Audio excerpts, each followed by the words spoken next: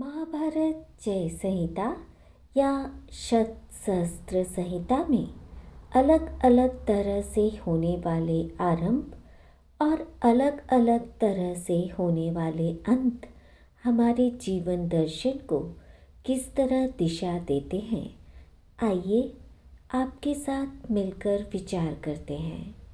देखा जाए तो सृष्टि में उपस्थित प्रत्येक जीव का एक आरंभ बिंदु होता है और उस बिंदु से उसकी यात्रा प्रारंभ हो जाती है। मार्ग में मिलने वाले दरवाजों को वह अपनी बुद्धि, ज्ञान और नियति के अनुसार या तो बंद मान लेता है या खुला मान लेता है। महाभारत में श्री कृष्ण द्रौपदी से कहते हैं, युद्ध तो सदा ही विनाश लाता है सखी। तुमने कैसे मान लिया कि उसमें तुम्हारा सुख होगा? तुम्हारे 5 पतियों को छोड़ सबका अंत निश्चित है।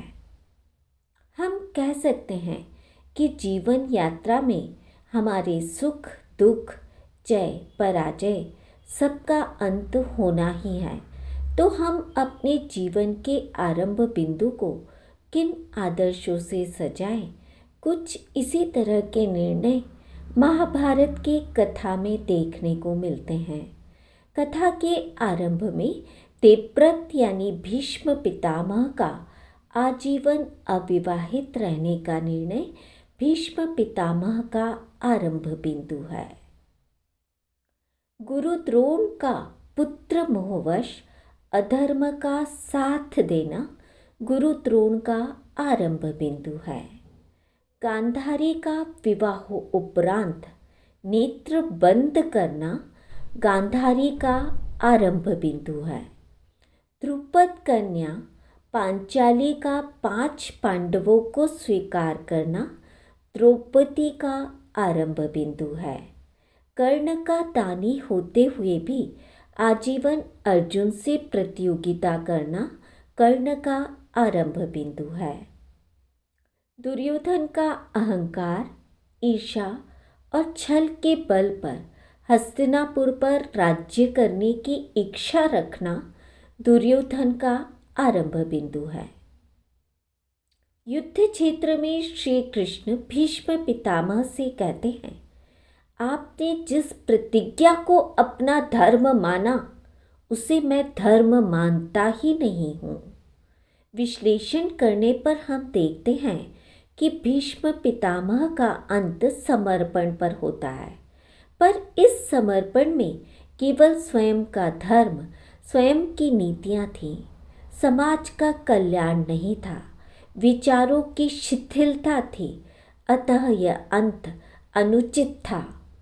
गुरु द्रोण का पुत्र मोहवश दुर्योधन का साथ देना, अधर्म के साथ खड़े रहना हमें बोलता हुआ सा प्रतीत होता है कि अगर हमारे आरंभ बिंदु पर मोह होगा तो हम ज्ञानी होते हुए भी अधर्मी कहलाएंगे। हम बात करें गांधारी के विवाह उपरांत नेत्र बंद करने की, तो यूँ लगता है कि सुखद अंत के लिए हमें अपनी क्षमताओं का पूर्ण उपयोग करना चाहिए। गांधारी के द्वारा लिया गया स्वनिर्णय, जिसे वह अपने पति धृतराष्ट्र के प्रति समर्पण मानती हैं, का अंत अहित पर होता है। यानी आरंभ बिंदु में हमें अपनी प्राप्त शक्तियों की उपेक्षा नहीं करनी चाहिए। श्री कृष्ण कहते हैं, मनुष्य के बनाए हुए धर्म, नीति, आदर्श समुद्र तट पर बनाए हुए रेत के भवन हैं। समय के साथ साथ ये डूबते रहते हैं। इनका पुनः निर्माण आवश्यक है। इसलिए मैं संसार में बार बार आता हूँ। गौर कीजिए, द्रौपदी का जन्म एवं 5 पांडवों को स्वीकार करना सांसारिकता से परे है। हम कह सकते हैं कि इस आरंभ का अंत धर्म की स्थापना के लिए है। कर्ण का दानी होते हुए भी आजीवन अर्जुन से प्रतियोगिता करना और अंत बिंदु पर अपने प्राण कुंती की गोद में त्यागना, यह दर्शाता है कि जीवन यात्रा में हमें अपने प्रश्नों का उत्तर अपनी सामर्थ्य एवं संभावना के अनुसार देना चाहिए। जीवन में प्रत्येक व्यक्ति का अलग प्रश्न पत्र है। हमें प्रतियोगिता के बजाय शांति और एकाग्रता से अपने प्रश्नों के उत्तर ढूंढना चाहिए। दुर्योधन का अंत, जिसके आरंभ में ईर्ष्या, छल, अहंकार है, यह दर्शाता है कि आरंभ बिंदु पर अगर ईर्ष्या, छल, अहंकार होगा तो स्वयं के साथ साथ समाज का भी विनाश निश्चित है। श्री कृष्ण कहते हैं, सृष्टि एक महान वृक्ष है।